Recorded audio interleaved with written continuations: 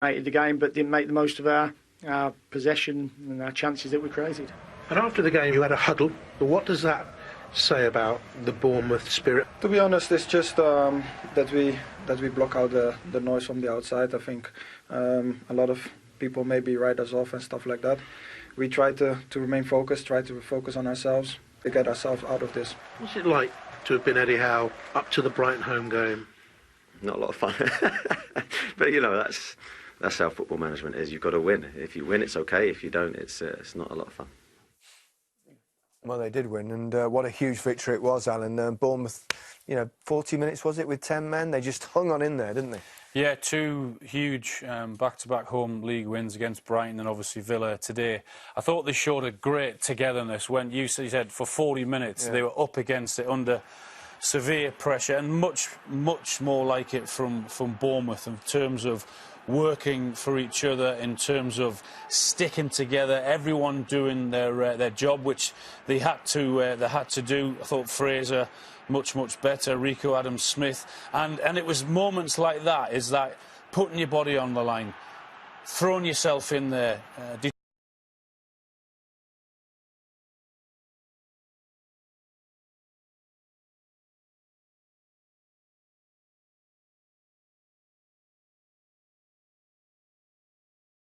determined not to give anything away, getting men behind the ball. It's very difficult to break down Aston Villa. Look at the determination there to try and close down, and if players don't do that, they don't get the results. And I know they've had injuries, Bournemouth, and they've been poor at times, but it was, as I said, I thought it was much better. There's just no way through there for Aston Villa, and they mentioned that huddle. I think that's just showing the fans that that we've got a fight in our hands, but we're up for it.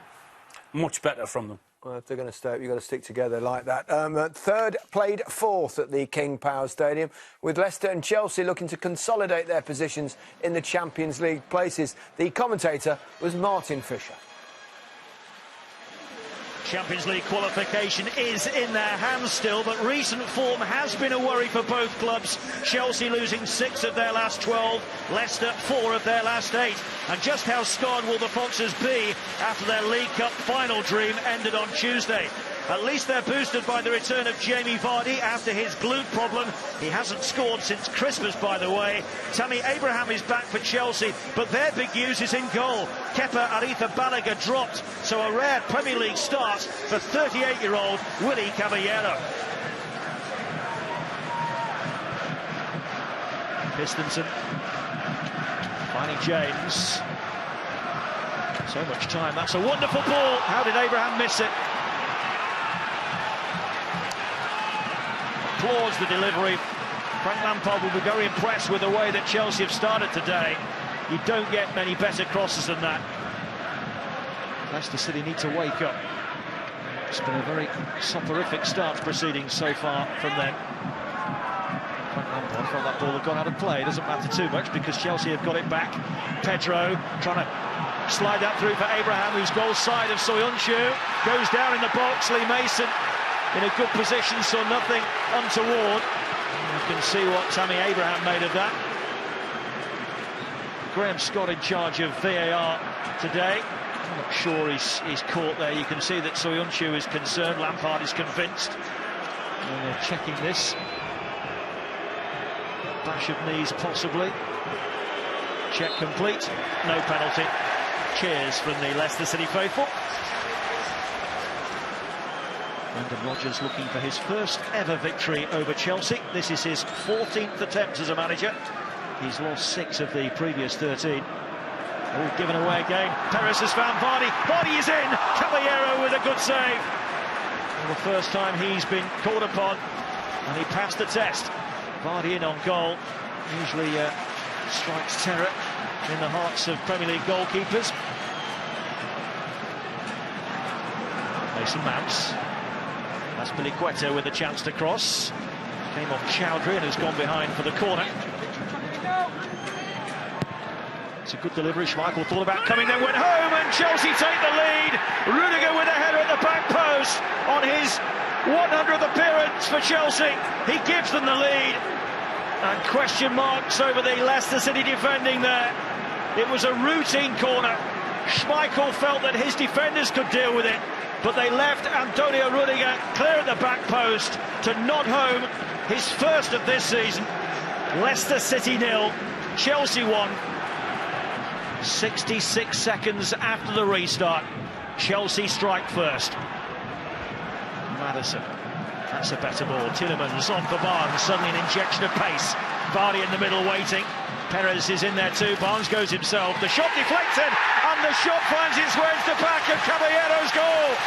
Leicester are level. Harvey Barnes will claim it again, but the significance of that deflection should not be overlooked. Barnes with his fourth in his last 6 games, his third in a row in the Premier League. But I'm pretty sure that there was a big deflection on its way through, and that's what fooled Caballero. 2 goals in the space of 6.5 minutes. Chelsea's lead didn't last for long.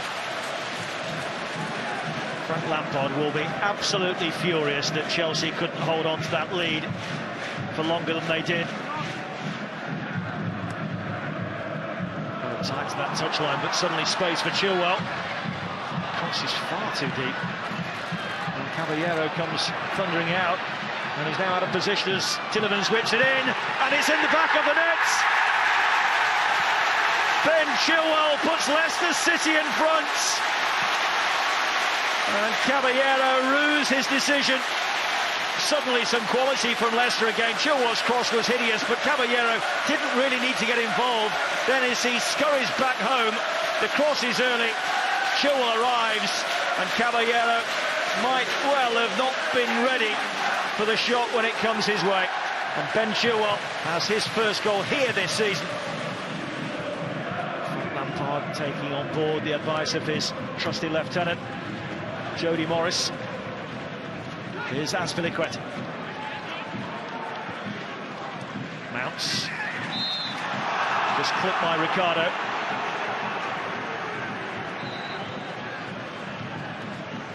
Mounts over the set piece. Drives it in. Up goes Rudiger again! And Rudiger has scored again! What a way to celebrate the milestone of 100 appearances for Chelsea. And again, it's a set piece that is Leicester's undoing.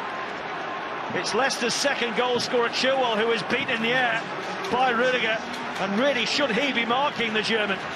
Fabulous header. Schmeichel can't get across. And we're level again. Ricardo. Beautifully weighted ball for Perez, who steps inside Rudiger. Brought down by Kovacic. That'll be a free kick, and the Croatian book within moments of arriving. Simply had to stop Jose Perez there, though. What is the next twist in this topsy-turvy affair? Chelsea have 5 in the wall. It's James Maddison for Leicester. And this time, the deflection takes it away from goal rather than into the back of goal. Leicester's chance to edge in front again. Maddison with this corner. Free header for Evans. Should have buried it. Well, Leicester City will wonder how on earth they're not 3-2 in front. Willian. He's gone away from Tielemans. It's on towards Abraham. Just had too much to do in the end.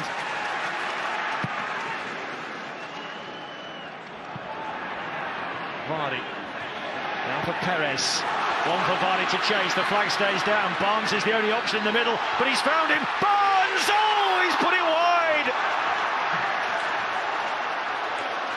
What a second half we've had at the King Power Stadium. And Barnes, who found Leicester's equaliser, with a great chance here to put them back in front.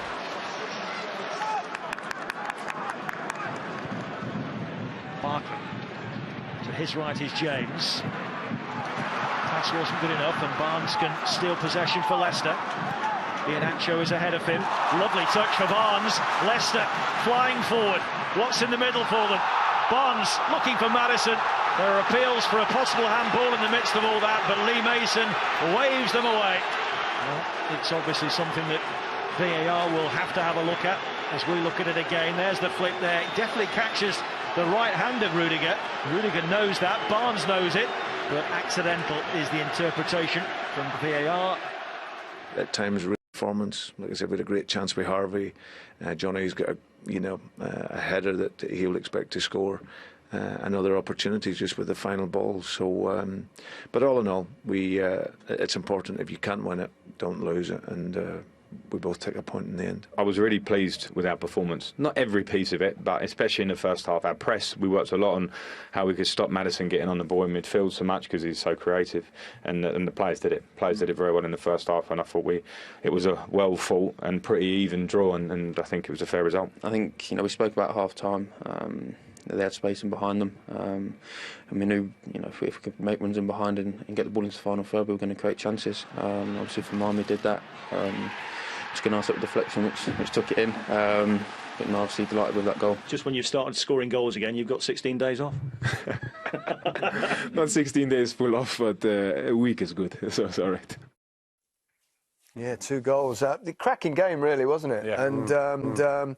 And lots of good young players on both sides, one of which is Tammy Abraham. Yes. Now, obviously, with the Harry Kane injury and with the Euros coming up, there's a lot of talk about whether Tammy Abraham's the right man. He's had a terrific season so far, but we've got 2 top-class strikers there, and you've been looking at ways in perhaps he can improve his game. Yeah, a lot of time I listened to his manager Frank after the games, and he says Chelsea are not killing teams off. And this is not a criticism of Tammy Abraham, because I'm a huge fan of his. I think he's got a massive future in the game. 13 league goals already this season is a very good return.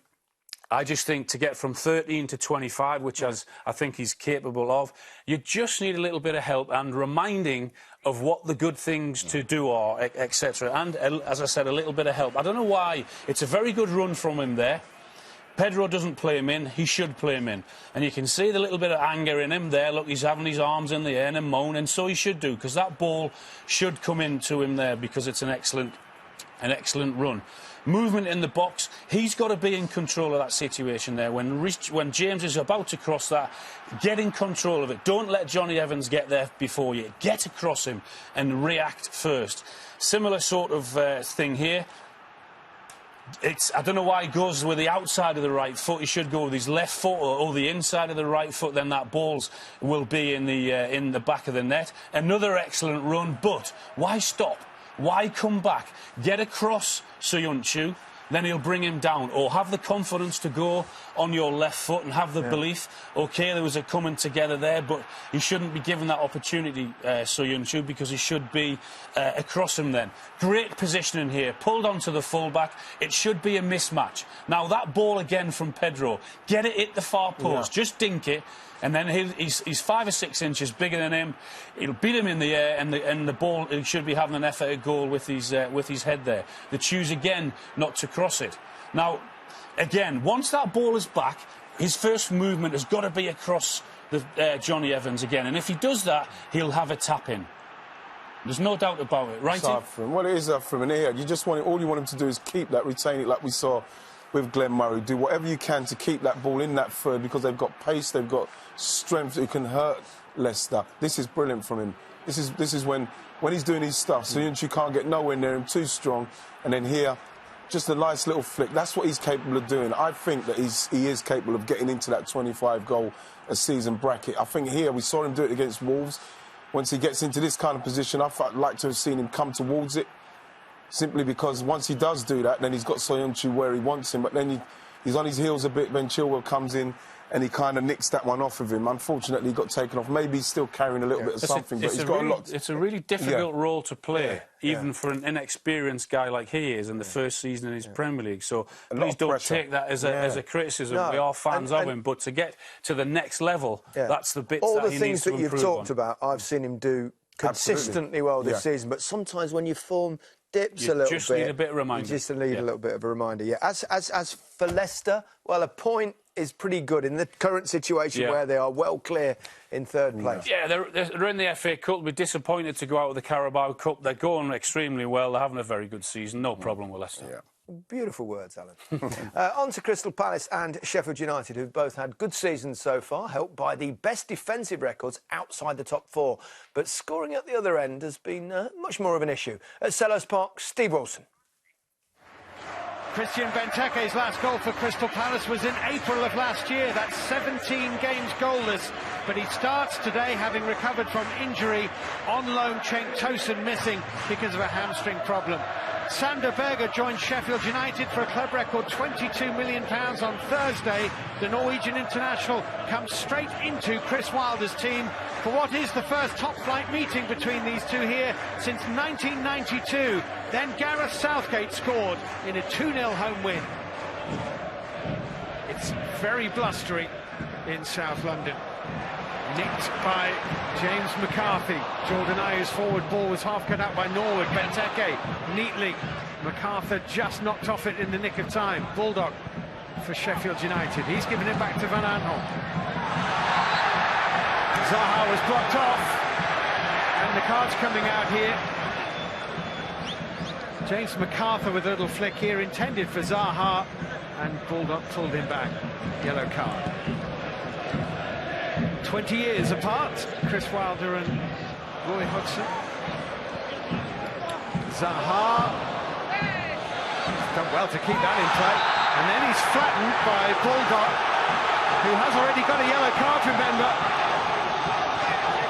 All down to the interpretation of the on-pitch referee Andy Madley.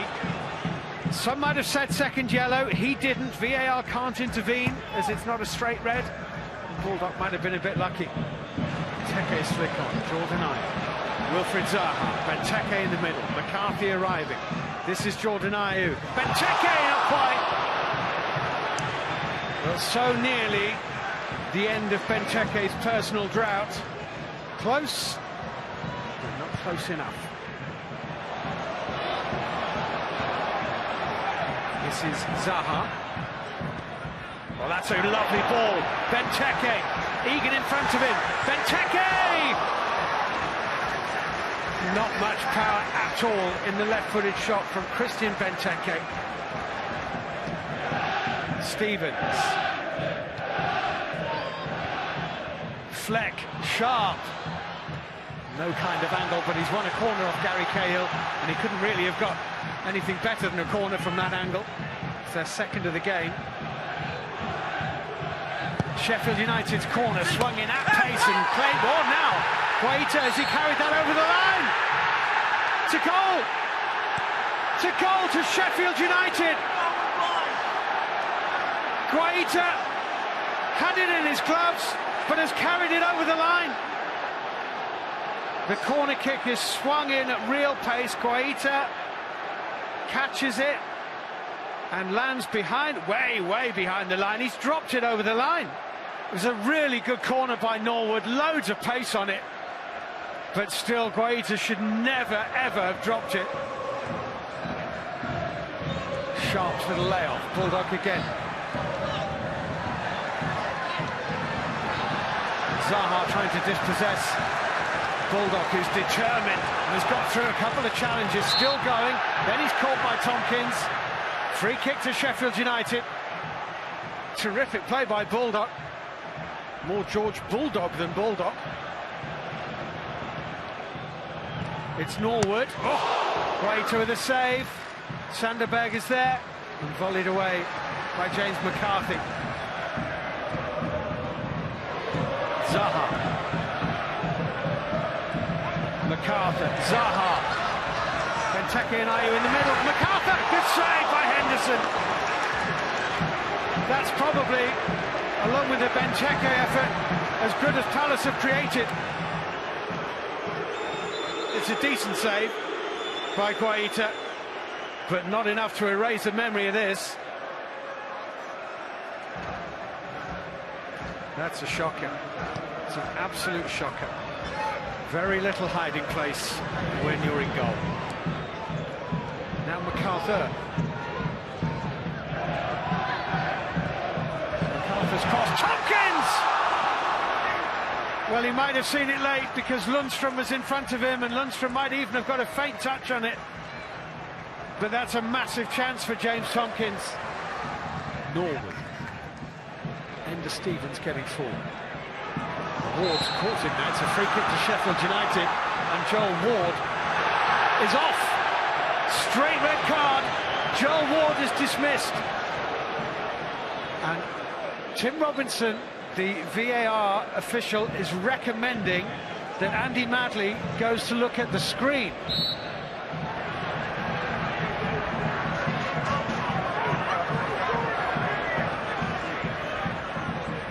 Now Andy Madley will do what?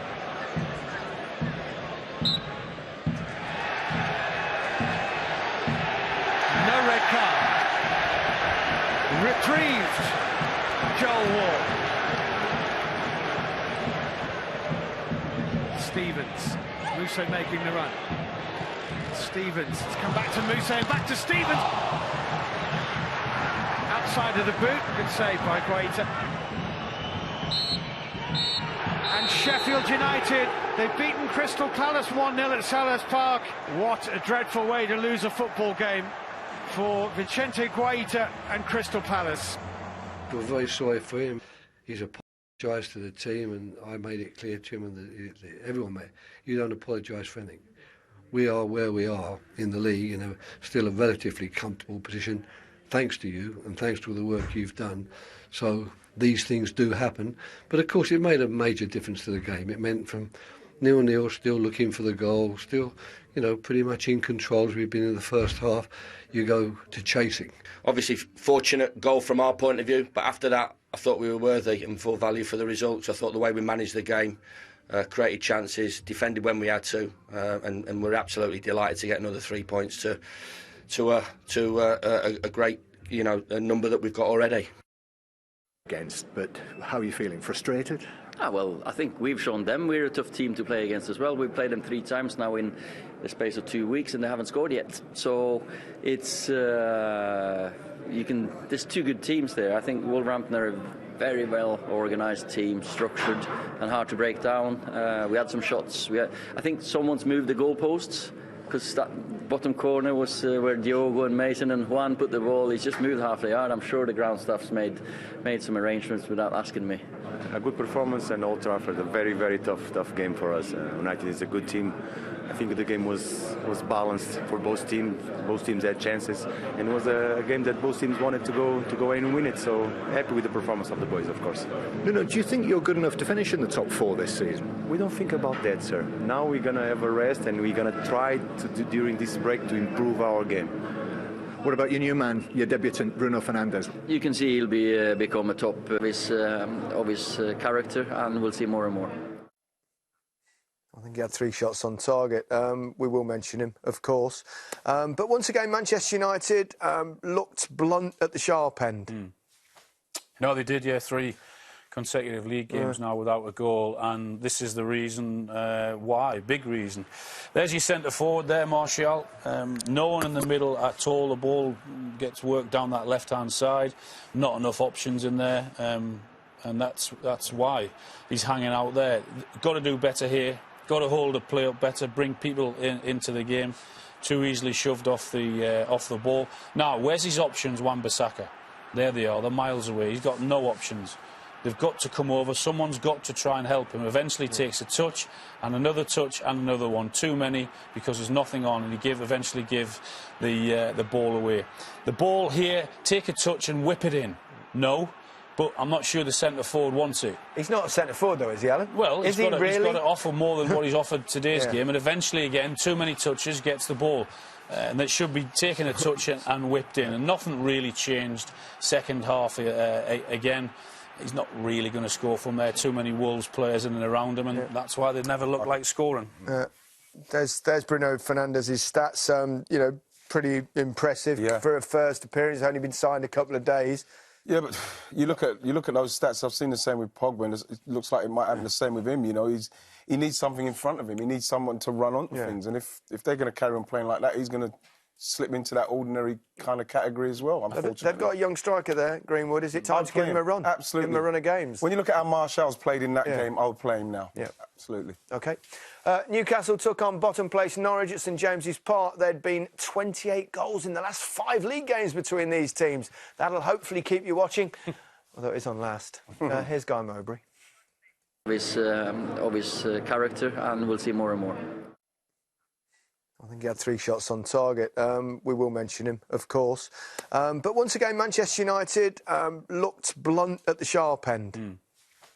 No, they did, 3 consecutive league games now without a goal, and this is the reason why, big reason. There's your centre forward there, Martial. No one in the middle at all. The ball gets worked down that left-hand side. Not enough options in there, and that's why he's hanging out there. Got to do better here. Got to hold the play up better, bring people into the game. Too easily shoved off the ball. Now, where's his options, Wan-Bissaka? There they are. They're miles away. He's got no options. They've got to come over. Someone's got to try and help him. Eventually takes a touch and another touch and another one. Too many because there's nothing on, and you eventually give the ball away. The ball here, take a touch and whip it in. No. But I'm not sure the centre forward wants it. He's not a centre forward, though, is he, Alan? Well, he's got to offer more than what he's offered today's game, and eventually, again, too many touches, gets the ball. And that should be taken a touch and whipped in, and nothing really changed second half. Again, he's not really going to score from there. Too many Wolves players in and around him, and that's why they never look like scoring. There's Bruno Fernandes's stats. You know, pretty impressive for a first appearance. He's only been signed a couple of days. Yeah, but you look at those stats. I've seen the same with Pogba, and it looks like it might happen the same with him. You know, he needs something in front of him. He needs someone to run onto things, and if they're going to carry on playing like that, he's going to slip into that ordinary kind of category as well, unfortunately. They've got a young striker there, Greenwood. Is it time to give him a run? Absolutely. Give him a run of games. When you look at how Martial's played in that game, I would play him now. Yeah. Absolutely. OK. Newcastle took on bottom place Norwich at St James's Park. There'd been 28 goals in the last 5 league games between these teams. That'll hopefully keep you watching, although it is on last. Here's Guy Mowbray.